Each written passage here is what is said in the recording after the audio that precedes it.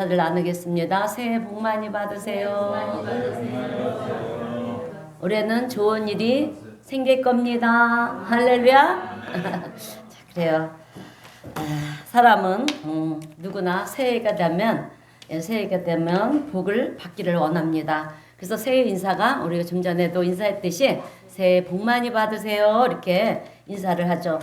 그런데 그 인사가 별거 아닌 것 같아도 그 얘기를 들으면 여러분 기분이 좋아지고요. 그죠? 새해 복 많이 받으라고 축복을 하니까 기분이 좋아지는 거잖아요. 그런데 반대로 새해 복 받지 마세요. 그러면 어떻습니까? 여러분 기분이 굉장히 나빠요.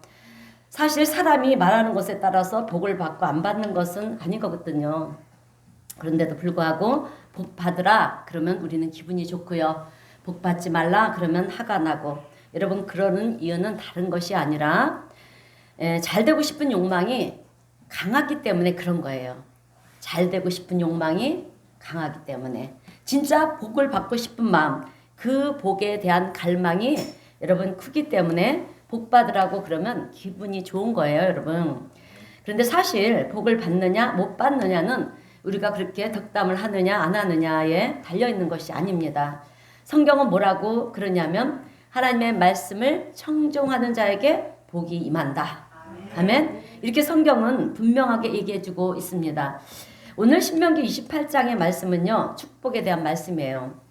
그런데 이 신명기는 우리가 잘 아는 것처럼 모세가 죽기 전에 이제 죽음 앞에 있을 때 다음 세대들에게 신앙 교육을 하는 것입니다. 근데 이 모세는 우리가 아는 것처럼 120세를 살았어요. 120년의 인생 속에 전반부 40년은 왕궁에서 이집트 왕궁에서 최고의 교육을 받으면서 여러분 호화스러운 생활을 하며 지냈어요.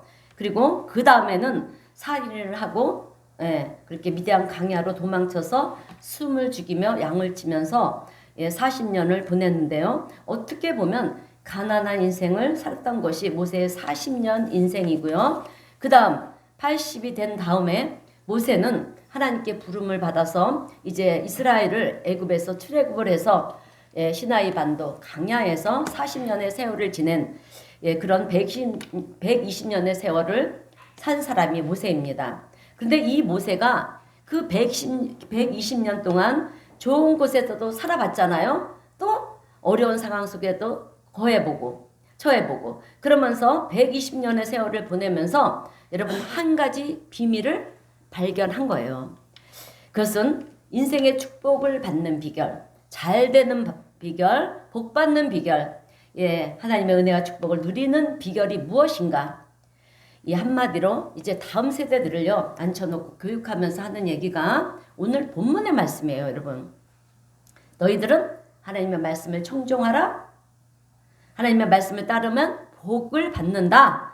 성읍에서도 복을 받고 들에서도 복을 받고 떡반죽 그릇이 너희의 떡반죽 그릇이 복을 받고 나가도 복을 받고 들어도 와도 복을 받고 하는 일마다 잘 된다는 거예요, 여러분. 너희 집에서 기르는 가축까지 우양의 새끼야 복을 받고 모든 것이 하는 일마다 다 복을 받는다 이런 얘기를 하고 있는 것입니다. 그래서 오늘 우리가요 올해 2026년 한 해에 우리가 복을 받느냐 형통한 삶을 사느냐 안 사느냐 그것이 어디에 달려있는지 아십니까? 오늘 뭐라고 말씀합니까? 하나님 말씀에 청종하느냐 안 하느냐 거기에 달려있다라고 하는 거예요.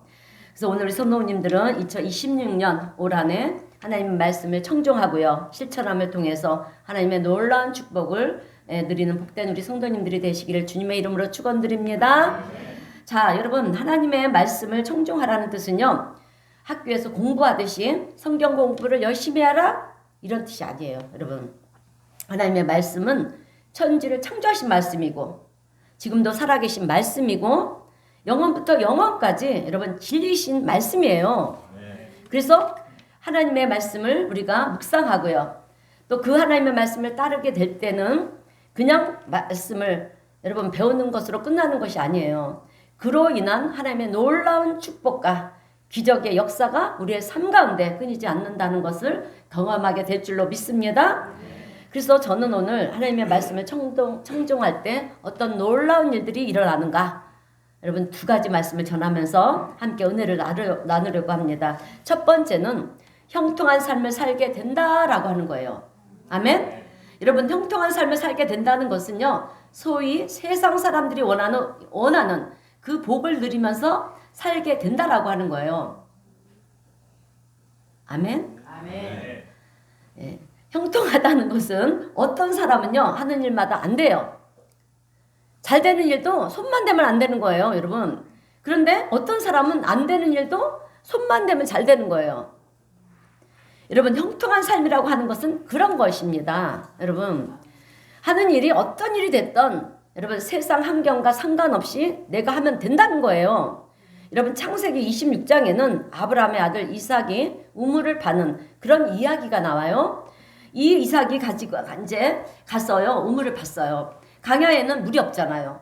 예, 물이 없는데 이삭이 가서 땅을 파기만 하면 거기서 우물물이 솟는 거예요, 여러분. 그런데 그 지역에 있는 사람들이 와서요. 여기는 우리 땅이니까 우리 거다. 그러는 거예요. 그러면서 뺏는 거예요. 그러면 이삭은요. 거기서 다투지를 않는 거예요. 그래? 내 거 해라. 그리고 여러분 다른 곳에 가서 또 땅을 파요. 그럼 거기서 또 우물이 나오는 거예요. 파는 곳마다 물이 없는 곳인데 물이 나오는 거예요. 이것이 형통의 축복이라는 거예요, 여러분. 그런데 이삭이 그런 복을 받는 이유는 아브라함의 축복이 여러분 아들 이삭에게 여러분 이어진 거기 때문에 그런 거예요. 오늘 우리의 복도 우리가 말씀을 잘 청종해서 그 복을 우리 자녀 자사손손 그렇게 흘러보낼 수 있는 우리 성도님들이 되시기를 바랍니다. 그래서 오늘 우리도 하나님 말씀을 따라 살게 되면은요, 우리에게도 하늘로부터 주어지는 은혜와 축복, 우리와 우리 자손들에게까지 그렇게 흘러가는 줄 믿으시길 주님의 이름으로 축원드립니다. 여러분 어느 가정에 가보면 큰 액자에 가운 이렇게 해갖고 적어놓죠. 근데 보면 만사 형통이라고 그렇게 적어놓은 집들이 많이 있어요. 지금도 있을 것입니다. 그런 걸 보면은요, 얼마나 복받기를 우리 사람들이 원하는지를 우리가 알 수가 있잖아요. 그런데 액자에다가 그렇게 만사 형통이라고 크게 적어 놓으면 여러분 정말 만사 형통할까요? 네? 만사 형통합니까? 그렇지 않다는 거예요. 진짜 만사 형통의 삶은 하나님께서 열어주셔야만 얻는 것입니다. 그렇게 내가 소원하는 것을 걸어놓고요. 어떤 부적과 같은 것을 걸어놓고 그런다고 해서 축복의 삶, 형통의 삶이 우리에게 오는 것이 아니라 내 마음의 자세. 그러니까 올해는 내가 하나님의 말씀에 집중하고 하나님의 말씀을 경청해서 듣고 그 말씀이 가르치는 대로 내가 행하겠나이다. 하나님의 뜻에 준행하는 그런 삶을 살아가겠나이다. 이렇게 우리가요. 마음 자세를 하나님께로 향하고 하나님의 말씀에 청종하게 될 때 하나님께서 놀라운 은혜와 축복을 부어주시는 줄로 믿습니다. 여러분 시편을 보면 시편은 1편부터 150편까지 있어요. 그런데 이 시편 1편 첫 장, 첫 절에 말씀이 무엇이냐면 복 있는 사람은 그러면서 시작이 돼요. 어떤 사람이 복 있는 사람인가? 그러면서 나오는 것이 악인의 꾀를 따르지 않고 죄인들의 길에 서지 아니하고 오만한 자리에 앉지 아니하며 이렇게 얘기를 하죠. 무슨 뜻입니까? 죄 짓지 않고 여러분 죄와 타협하지 않고라는 뜻이에요. 그 다음에 두 번째로 나오는 말씀이 오직 여호와의 율법을 즐거워하여 그의 율법을 주야로 묵상하는 도다. 율법을 사랑하는 자, 하나님의 말씀을 사랑하는 자가 복 있는 자라는 것입니다. 아멘. 여러분 우리가 하나님을 사랑하게 되면 어떻습니까? 하나님을 알고 싶잖아요. 그죠? 하나님의 말씀을 듣고 싶기도 하고 또 하나님의 뜻을 알고 싶어집니다. 그러면 하나님의 말씀에 집중할 수밖에 없는 거잖아요. 사랑하면 그렇게 된다는 거예요. 하나님의 말씀을 주야로 묵상해라, 사랑해라, 이것을 의무적으로 지켜라. 여러분 그러면 우리는 지겨워서 여러분 어떻게 그것을 지키겠습니까? 그런데 하나님을 사랑하니까 여러분 하나님의 뜻을 알고 싶은 거고요. 또 하나님이 나에게 뭐라고 말씀하시는지 듣고 싶어지는 것입니다. 그래서 주님을 사랑하는 자는 하나님의 말씀을 주야로 묵상할 수밖에 없다라고 하는 거예요. 그런 사람이 복이 있다. 그런데 그런 사람에게 주어지는 축복이 무엇이냐? 시편 1편 3절의 말씀을 보니까 그는 시냇가에 심은 나무와 같다라고 하는 것입니다. 여러분, 시냇가에 심겨진 나무는요, 보이지는 않지만 그 땅속에 뿌리가 뻗어서 시냇물가에 다 있기 때문에 여러분, 가뭄에도 옆에 있는 나무는 여러분 죽어도 시냇가에 심겨진 나무는 죽지를 않는다는 거죠. 왜? 영양분을 공급을 받으니까요.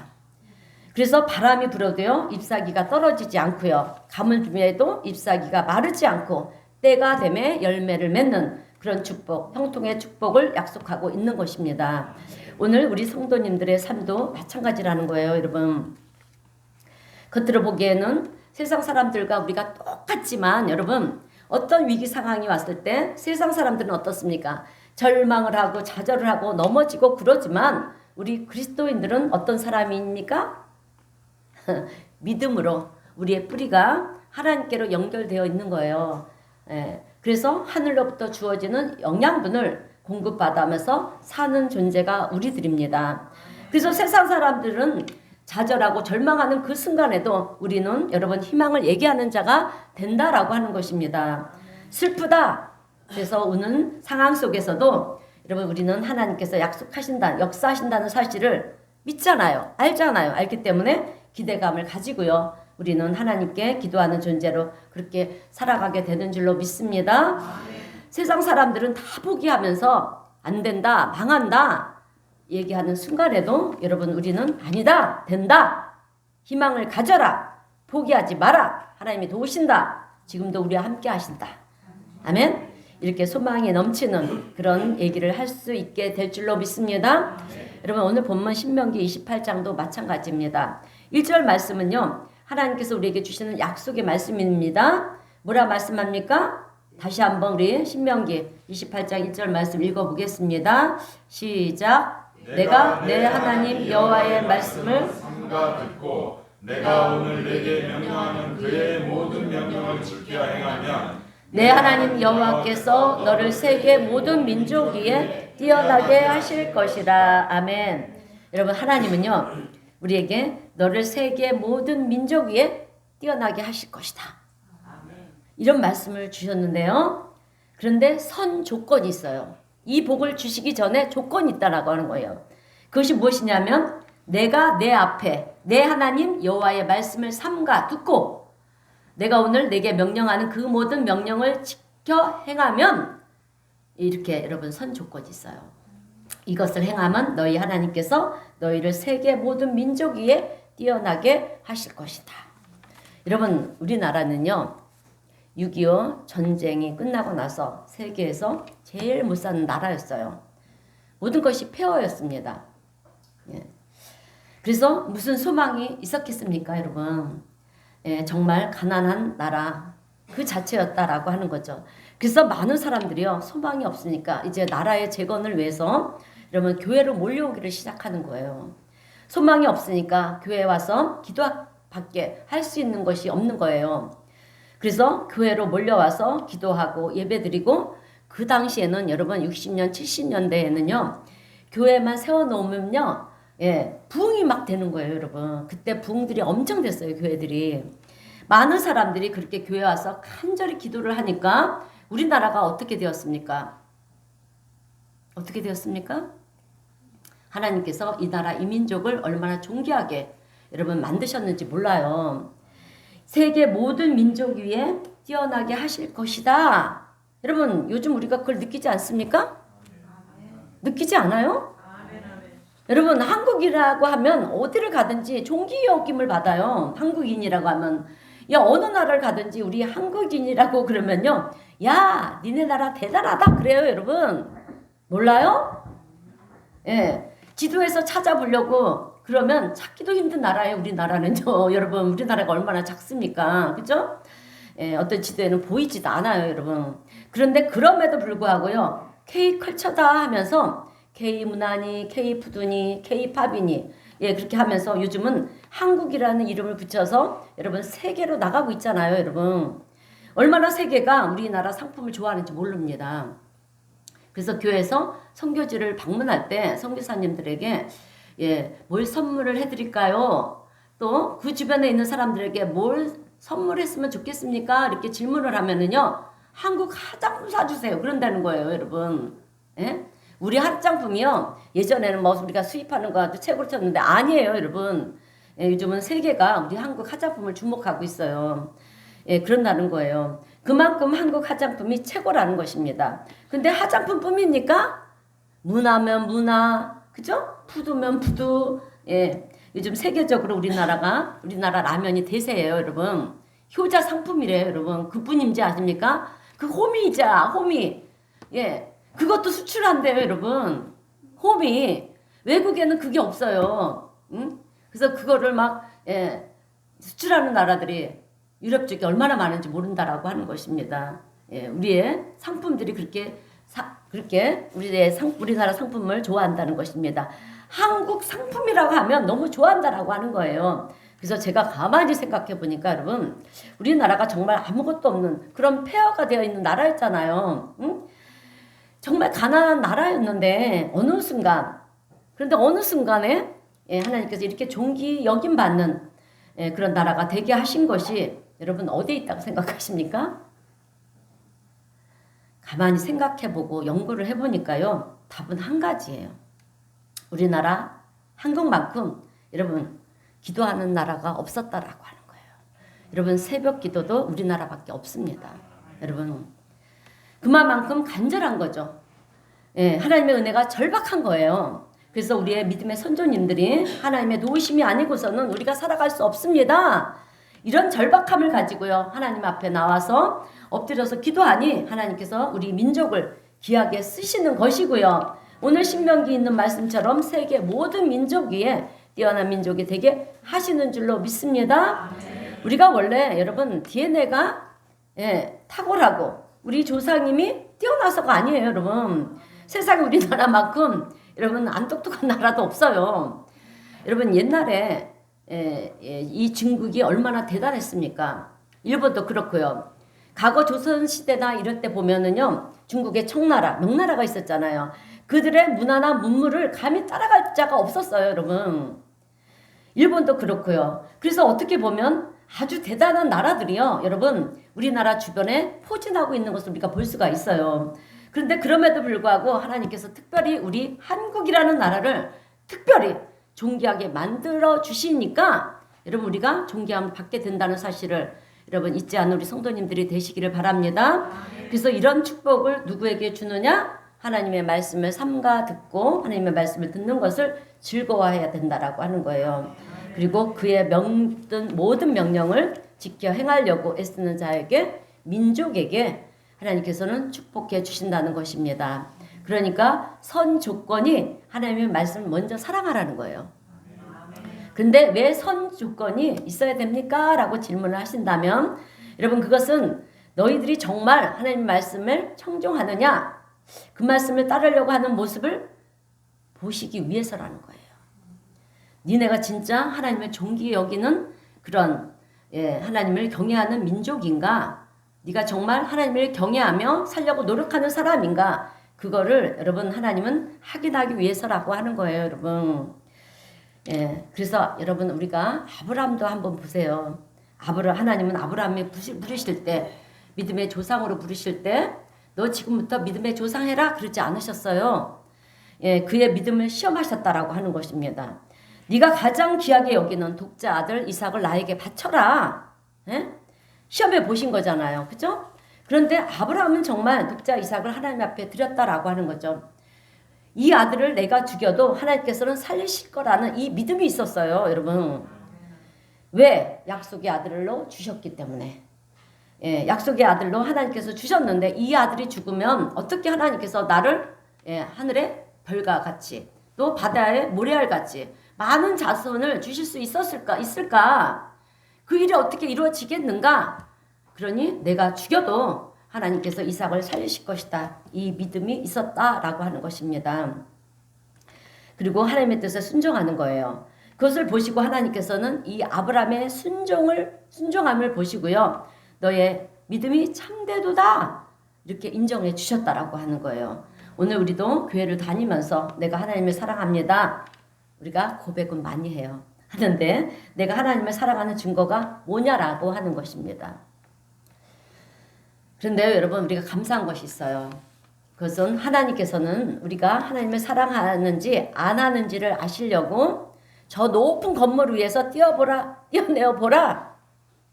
저 뜨거운 불덩이 속으로 들어가 보라. 이런 것으로 여러분 조건을 달지 않으셨다는 거예요. 하나님의 조건은 하나님의 말씀을 청종하라. 하나님의 말씀을 사랑하는 자가 되라. 하나님의 말씀을 묵상하는 자가 되라. 그리고 그 말씀대로 살려고 애쓰고 몸부림치는 그 모습을 볼 때 하나님께서는 너희들이 정말 나를 경외하고 나를 사랑하는구나 이렇게 인정을 하신다라고 하는 거예요. 여러분 우리가요 2026년 올 한 해를 축복받느냐 못 받느냐는 내가 하나님의 말씀 앞에 어떤 자세로 서 있느냐 여러분 이것이 참 중요하다라고 하는 것입니다. 이것을 깨달아 아시는 우리 성도님들이 되시길 주님의 이름으로 축원드립니다. 그래서 잠언서 8장 17절에도 이렇게 말씀을 하시는 거예요. 잠언서 8장 17절 우리 다 함께 읽어보겠습니다. 시작. 나를 사랑하는 자들이 나의 사랑을 입으며 나를 간절히 찾는 자가 나를 만날 것이니라. 아멘. 여러분 우리가요 이런 간절한 마음으로 하나님 앞에 나와서 하나님의 도우심을 구하고요. 하나님의 말씀을 따라 살고 세상 이치에 따라 사는 것이 아니라 하나님의 말씀을 따라 살겠습니다. 여러분 우리가요 세상 원리를 따라 살고 또 세상 이치를 따라 살면 여러분 그것은 내가 원하는 대로 내가 하고 싶은 대로 사는 삶이에요. 여러분 많은 사람들은 그걸 원하죠. 그러나 나는 그렇게 살지 않겠습니다. 나에게 주어져 있는 여러분 우리는 짧은 인생들이에요. 나에게 주어져 있는 짧은 인생을 살아가면서 나는 하나님의 말씀을 따라 살겠습니다. 이런 결단을 하며 사는 것이 여러분 얼마나 중요한지 모른다라고 하는 거예요. 왜냐하면 하나님은 우리의 삶의 자세를 보시기 때문에 그렇습니다. 그래서 우리가 하나님을 찾고요. 하나님 앞에 서 있으려고 노력할 때 하나님은 그런 사람들을 존귀하게 만드시고요. 은혜와 축복을 더하시고 하는 일마다 범사에 형통케 되는 그런 놀라운 은혜를 베풀어 주시는 줄로 믿습니다. 여러분 성경을 보면 그런 축복을 받은 사람들이 많이 나옵니다. 그 중에 대표적인 사람이 다윗이에요. 다윗은 일개 목동이었어요. 어린 목동이었습니다. 아무도 주목하지 않은 이새의 막내 아들이었어요. 그런데 어느 날 하나님은 사무엘 선지자에게 내가 왕을 세울 건데 이새의 집에 있는 아들들 중에 하나를 세울 것이다. 그러니 너는 이새의 집에 가서 내가 왕으로 택할 자에게 기름을 부어라. 안수를 해줘라. 그랬어요. 여러분 안수가 얼마나 중요한지 모릅니다. 그래서 사무엘은요 이새의 집에 가지고 이제 너의 아들 중에 하나를 하나님께서 왕으로 세우신다고 하셨으니까 모두 데리고 와라 그랬어요. 그랬을 때 아버지 이새는요 막내 아들 다윗만 제하고 그 형들만 다 데리고 왔습니다. 그만큼 다윗은요 아버지에게도 인정을 받지 못한 아들이었어요. 그래서 사무엘 선지자가 이제 그 아들들에게 안수를 하는 거예요. 안수를 하는데 왕이 될 만한 인물이 없는 거예요. 그래서 이새에게 그렇게 얘기합니다. 이 아들들이 다냐? 그랬을 때 그제서야 아니요. 한 아들이 있는데 들에 있습니다. 그래? 그럼 데리고 와라. 그 정도로 여러분 막내 아들에 대해서 무관심했다라고 하는 것입니다. 아무도 다윗을 주목하지 않았다라고 하는 거죠. 그러나 하나님은요 다윗을 존귀하게 만드셨고 골리앗을 이기게 만드셨고 그리고 이스라엘 백성들에게 영웅이 되게 만드셨고 더 나아가서 여러분 지금까지도요 이스라엘의 역사상 가장 위대한 왕이 되게 만드셨다라고 하는 거예요. 그러면 여기서 우리는 일개 목동이었던 다윗이 아무도 주목하지 않던 다윗이 어떻게 그런 축복을 받을 수 있었을까? 그 이유가 어디에 있는가라고 하는 거예요. 여러분 그 답은 시편 18편에 있어요. 여러분 시편 18편 1절을 보게 되면 다윗이 여러분 이런 고백을 하는 거예요. 나의 힘이신 여호와여 내가 주를 사랑하나이다. 여러분 다윗은요 왕이 되는 것에 관심이 없었어요. 권력을 갖는 것에 관심이 없었습니다. 다윗의 유일한 관심은요 하나님을 더 사랑하는 거였어요. 이것이 하나님을 향한 다윗의 마음이었다라고 하는 것입니다. 정말 다윗은 살아가면서 하나님과 동행하기를 바랬고 원했던 사람이었다라고 하는 거예요. 그런데 하나님께서는 그런 그를 존귀하게 만드시는 것입니다. 또 다윗이 고백을 합니다. 시편 18편 2절이에요. 우리 함께 읽겠습니다. 여호와는 나의 반석이시요 나의 요새시요 나를 건지시는 이시요 나의 하나님이시여 내가 그 안에 피할 나의 바위시요 나의 방패시요 나의 구원의 뿌리시요 나의 산성이로다. 아멘. 여러분, 다윗이 이 고백은 하나님이 나의 모든 것이 되십니다. 이 고백인 거예요.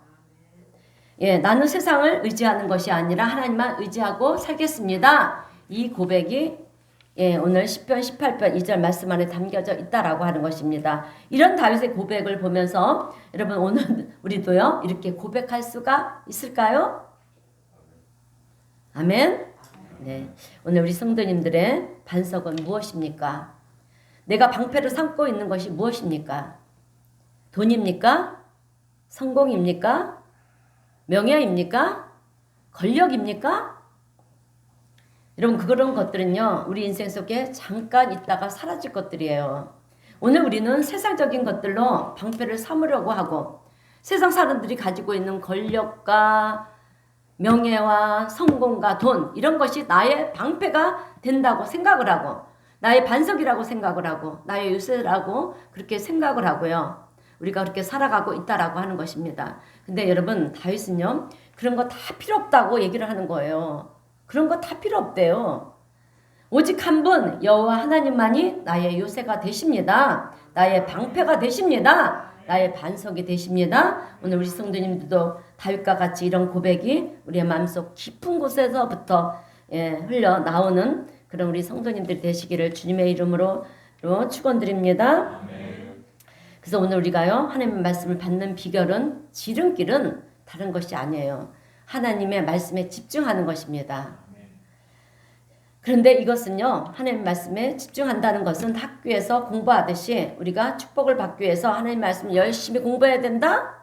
하나님의 말씀을 열심히 외워야 된다? 이런 차원이 아니에요 여러분. 하나님의 뜻에 관심이 있어야 되고요. 하나님을 궁금해해야 된다라고 하는 거예요.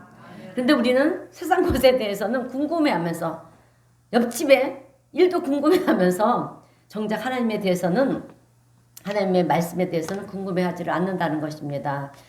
하나님을 믿는 우리 그리스도인들의 관심은 하나님의 말씀에 있어야 될 줄로 믿습니다.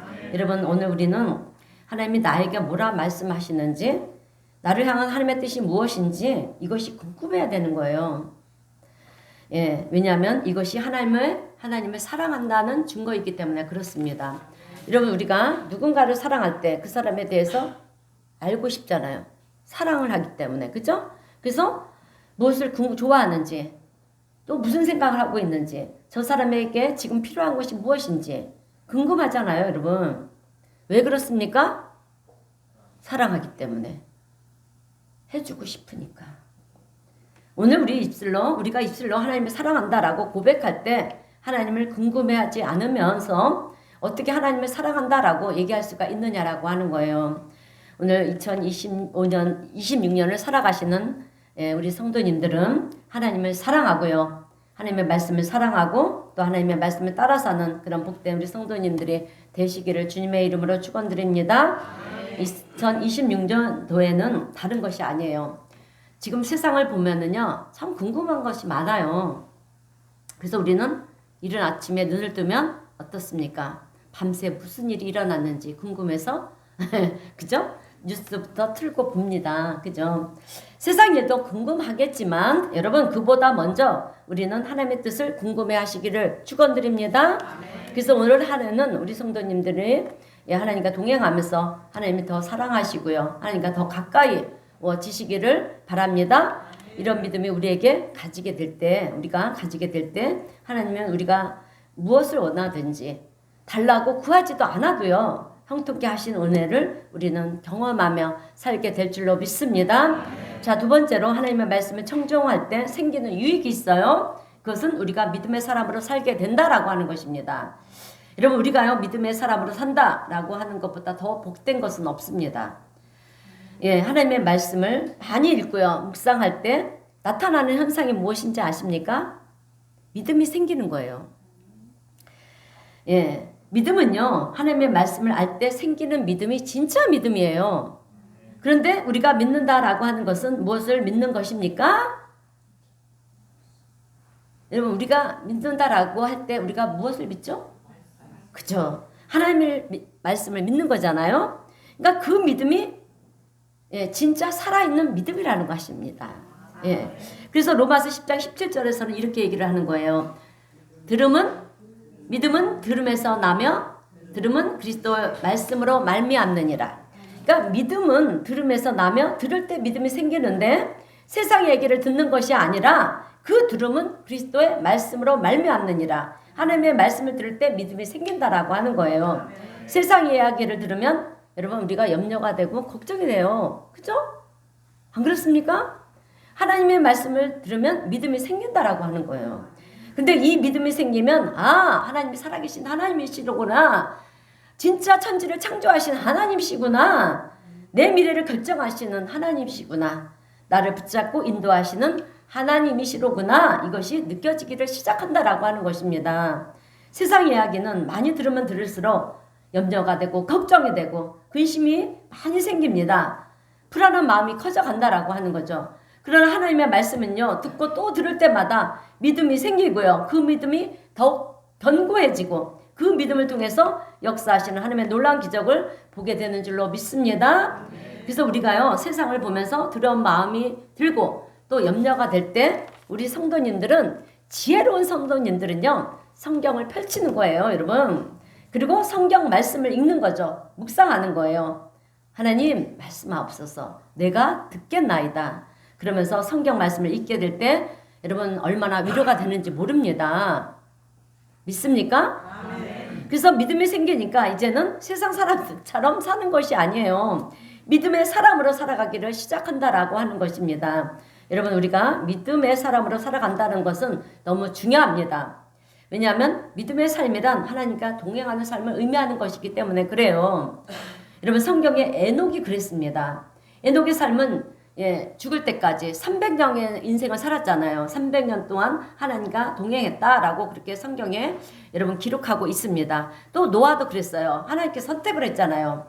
노아도 선택받았던 노아도 하나님과 동행하면서 믿음의 삶을 살았고요. 아브람도 그렇고 다윗도 그렇고 또 모세도 그렇고 엘리야도 그렇고 엘리사도 그렇고 다니엘도 그렇고 다 믿음의 사람들이었습니다. 이들의 삶을 성경을 펴놓고 보게 되면은요, 얼마나 놀라운 기적의 삶을 살았는지 몰라요, 여러분. 이분들의 삶은 홍해 바다를 갈랐고요. 여러분 또 사자굴 속에 들어가도 사자의 입을 봉했고요. 그리고 3년 반 동안 비가 온 그 땅에 여러분 비를 내리게 했다라고 하는 거예요. 그 외에도 수많은 기적들이 성경에 기록이 되어 있습니다. 근데 이런 기적들이 성경 속에서만 존재하느냐?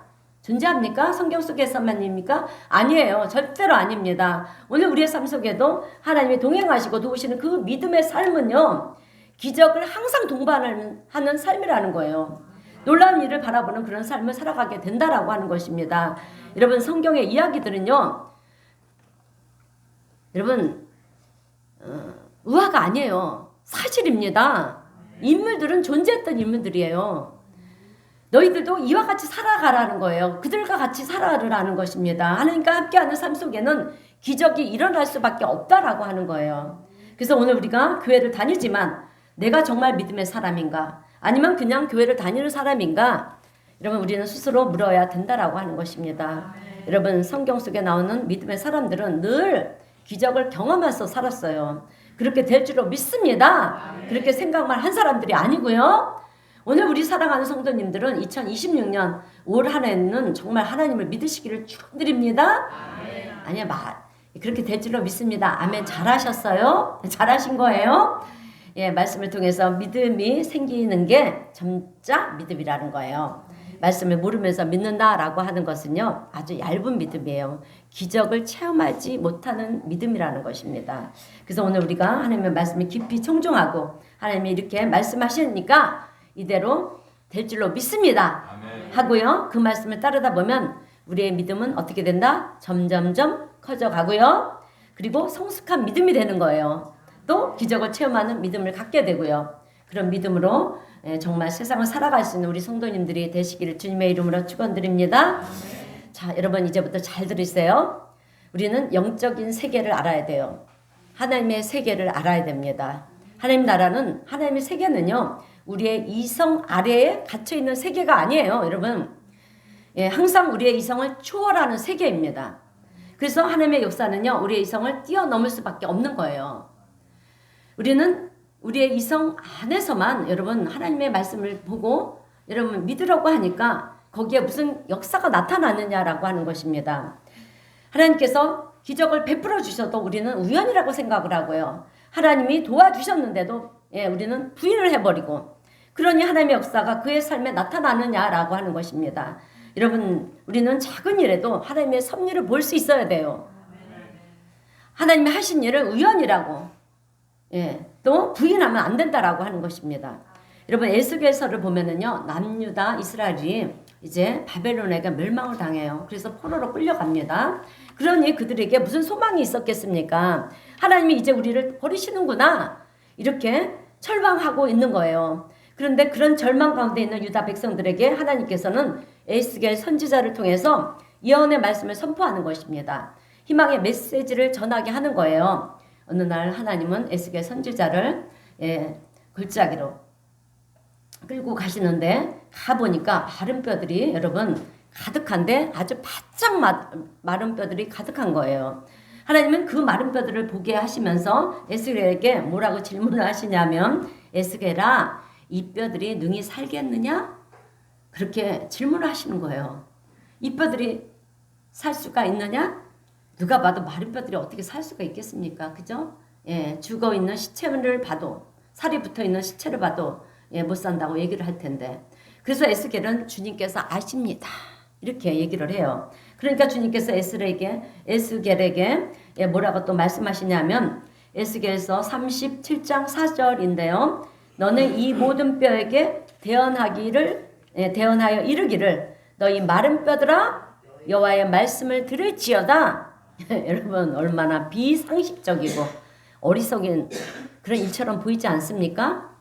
그런데 하나님께서 그렇게 하라고 하시니까 에스겔은요 그렇게 하는 거예요. 한상 가운데 그렇게 선포를 했더니 뼈와 뼈끼리 이 뼈 저 뼈가 여러분 서로 연결되어서 그 뼈에 힘줄이 생기고요, 또 살이 붙기를 시작하고 그 위에 가죽이 덮어지면서 여러분 사람의 형상이 되기를 시작했다라고 하는 것입니다. 그러고 나니까 그 다음에 하나님께서 생기야 사방에서부터 들어와라 그렇게 대언하라는 거예요. 선포하라는 거예요. 그래서 생기야 사방으로부터 들어오라 그렇게 에스겔이 선포하니까 그 생기가 사방에서 들어와 가지고요 어떻게 됐느냐, 그 마른 뼈들이 하나님의 큰 군대가 되었다라고 하는 것입니다. 여러분 그런데 이런 환상을 통해서 하나님은요 에스겔에게 무엇을 가르쳐 주시느냐 하면, 하나님이 하고자 하시면 능치 못할 일이 없다라고 하는 거예요. 여러분 어떻게 뼈가, 그 바짝 마른 뼈가 하나님의 군대가 될 수가 있겠습니까? 이것은 하나님이 하시고자 하면 능치 못함이 없다라고 하는 거죠. 믿음으로 하나님의 말씀을 대언해야 된다라고 하는 거예요. 오늘 우리도 하나님의 말씀을 선포해야 된다는 것입니다. 너희들이 선포할 때 하나님께서 이르신다라고 하는 거예요. 만약에 에스겔 선지자가 선포를 했지 않았다면 그 마른 뼈들이 사람의 형상으로 그렇게 지음을 받았겠습니까? 아니라는 거예요. 그러니까 하나님의 기적은 언제 일어나느냐? 평범하고 상식적인 수준에 있을 때 여러분 하나님의 기적은 절대로 일어나지 않아요. 위기 중에 있을 때, 어려움 가운데 있을 때 우리의 믿음으로 하나님의 말씀을 대면하면, 선포하면 여러분 기적은 일어난다라고 하는 거예요. 믿으십니까? 믿으시기를 주님의 이름으로 축원드립니다. 여러분 창세기에 나오는 창조 이야기도 보게 되면은요, 창세기 1장 1절을 보면 태초에 하나님이 천지를 창조하시니라 그랬어요. 그리고 2절을 보니까 땅이 혼돈하고 공허하며 흑암이 깊음 위에 있고 하나님의 영은 수면 위에 운행하시니라. 땅이 혼돈하고 공허하며 흑암이 깊음 위에 가운데 있습니다. 여러분 이것은 아무것도 없는 무의 상태를 말하는 거예요. 그 상태에서 하나님의 영이 어떻게 했다? 수면 위에 운행하셨다. 그런데 아무 일도 일어나지 않았다. 여러분 여기서 우리가 중요한 포인트를 알아야 됩니다. 우리 교회도 성령님이 운행하신다라고 하는 거예요. 그런데 아무 일도 일어나지 않았어요. 우리 성도님들의 가정에도 기도하는 가정이니 예, 하나님의 영이 가정에 운행하시는 것입니다. 그런데 아무 일도 일어나지 않습니다. 여러분 왜 그런지 아십니까?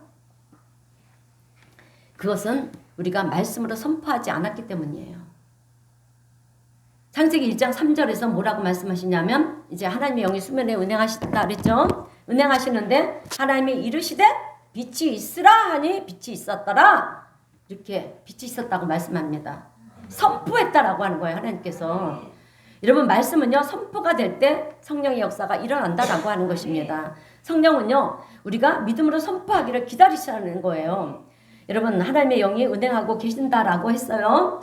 하나님의 영이 운행하시면 우리가 선포하기를 기다리시는 거예요. 운행하고 계시는 거예요. 우리가 선포할 때까지. 아멘? 그래서 교회에서도 기도하면서 여러분 말씀이 선포되는 거예요. 우리를 묶고 있는 가난과 저주의 영들은 떠나갈지어다. 병든 자들은 치유함을 받을지어다. 예, 이렇게 선포가 될 때 성령의 역사하시면 기적이 일어난다라고 하는 것입니다. 그래서 저는 오늘 우리 성도님들의 건강과 또 모든 문제를 회복을 위해서 이따가 선포 기도를 해드릴 거예요. 왜냐하면 우리가 말씀을 배워나는 것이 선포하는 것이 중요하기 때문에 그래요. 오늘 우리 성도님들 가정에도 여러 가지 어려움도 있고요. 또 아픔도 있고 문제도 있고 그렇지 않습니까? 그러면 이제 어떻게 해야 되겠습니까? 어떻게 해야 되겠습니까? 크게 말씀하세요. 네, 선포하는 거예요. 여러분 이렇게 선포하는 거예요. 우리 가정에 함께 하시는 성령님 내가 믿음으로 선포합니다. 그러면서 우리 가정을 묶고 있는 모든 어둠의 영들은 떠나갈지어다. 이렇게 선포해야 됩니다. 자, 그리고 우리 자녀들에게도 문제가 있으면은요. 이렇게 기도하는 거예요. 하나님, 우리 자녀들에게 복의 복을 더하여 주시옵소서. 하나님, 우리 자녀에게 믿음의 복을 주시옵소서. 하나님, 우리 자녀에게 아브라함의 축복을 더하여 주시옵소서. 이렇게 믿음으로 선포하는 거예요. 여러분 성경에 나오는 믿음의 사람들은요. 그렇게 선포를 했다라고 하는 거예요. 그랬더니 그런 역사가 일어나더라는 거예요. 2026년 올 한 해 우리 성도님들은 부정적인 얘기를 그리고 또 절대 하지 마시기를 바랍니다. 예, 여러분 우리에는 입에 말의 권세가 있어요. 모든 사람들이 안 된다 그럴 때 여러분 우리는 된다라고 얘기를 해야 됩니다. 왜 그래야 될까요? 하나님이 함께 하시기 때문에 그래요. 그래서 우리는 하면 됩니다. 아니에요. 하나님이 함께 하시면 됩니다. 노력하면 됩니다. 아닙니다. 하나님이 함께 하시니 됩니다. 예, 우리는 이렇게 선포하는 거예요. 그리고 가정을 위해서도 선포하세요. 우리의 가정을 묶고 있는 모든 죄와 사슬은 떠나갈지어다. 예, 어둠의 영들은 떠나갈지어다. 믿음으로 담대하게 선포하는 것입니다. 왜? 하나님이 나와 함께 하시니까. 예, 그리고 자녀들을 위해서도 선포하시고요. 사업장, 특별히 사업장을 위해서도 선포하시기를 바랍니다. 그리고 절대로 이제 부정한 얘기들을 하면 안 돼요. 부정한 얘기는 여러분 사탄으로부터 오는 얘기입니다. 예, 그렇기 때문에 오늘 우리는 남편을 위해서도 그렇고요. 예, 아내를 위해서도 또 자녀를 향해서도 부모님을 향해서도 절대로 부정한 얘기를 하면 안 된다라고 하는 거예요. 자, 이제 설교를 마무리하겠습니다. 사랑하는 성도 여러분, 오늘 내가 사느냐 죽느냐 나의 미래가 어떻게 되느냐 2026년 한 해가 어떻게 되느냐 예, 이것은 우리의 혀의 권세에 달려있다라고 하는 사실을 아셔야 됩니다. 그래서 하나님의 말씀을 믿는 우리가 어떻게 되어나느냐 또 어떻게 선포를 하느냐 말씀을 전하느냐 이것이 우리의 미래를 결정하고요. 또 우리의 운명을 결정한다는 사실을 기억하시기를 축원드립니다. 여러분 출애굽을 한 이스라엘 백성들이 강야에서 죽겠다 그랬어요. 그러니까 하나님께서 뭐라 말씀하셨는지 아십니까? 민수기 14장 28절에서 너희 말이 내 귀에 들린 대로 내가 너희에게 행한다라고 말씀하셨어요. 그래서 여러분 그들은 결국 강야에서 40년을 떠돌다가 다 죽었어요. 여호수아와 갈렙만 제외하고 다 죽었습니다. 왜? 죽겠다 했으니까. 그죠? 예, 만약에 그들이요 하나님의 은혜를 생각하면서 감사합니다.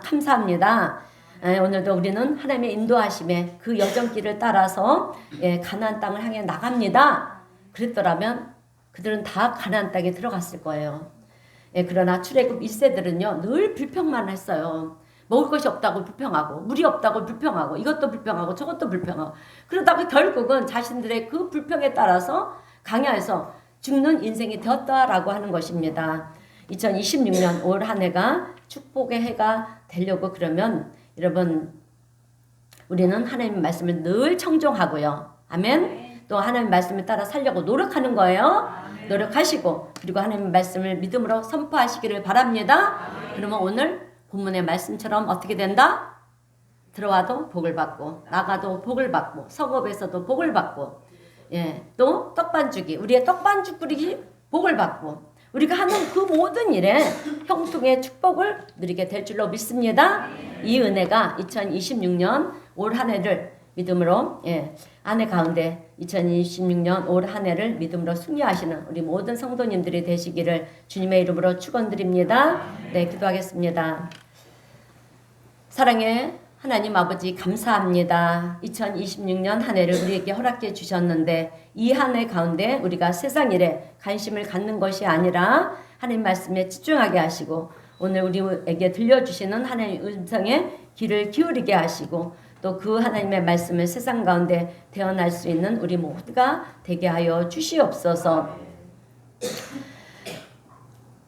그래서 참으로 2026년 올 한 해가 우리 성도님 모두에게 복된 해가 되게 하여 주실 줄로 믿습니다. 오늘 우리나라 대한민국이 주님 여러 문제로 인하여 시끄럽고 또 위기 가운데 있는 것처럼 보이지만 우리 하나님께서 붙들고 있는 나라인 줄로 믿습니다. 이 나라를 축복하고 계시는 줄로 믿습니다. 모든 상황을 통하여서 협력하여 선이 되게 하시고 하나님 영광 받아 주시옵소서. 올 한해 하나님께서 계획하신 일들이 우리 모든 성도님들을 통해서 온전히 이루어져 가게 하여 주심을 믿습니다. 그래서 우리가 올 한해는 정말 하나님의 말씀을 청종함으로 하나님 정말 모든 일에 형통의 축복을 받는 그런 삶이 될 수 있도록 오늘 우리 성도님 모두를 축복하시고 은혜 베풀어 주시옵소서. 이 모든 말씀 우리 주 예수님의 이름으로 기도드리옵나이다. 아멘. 203장 찬송하겠습니다.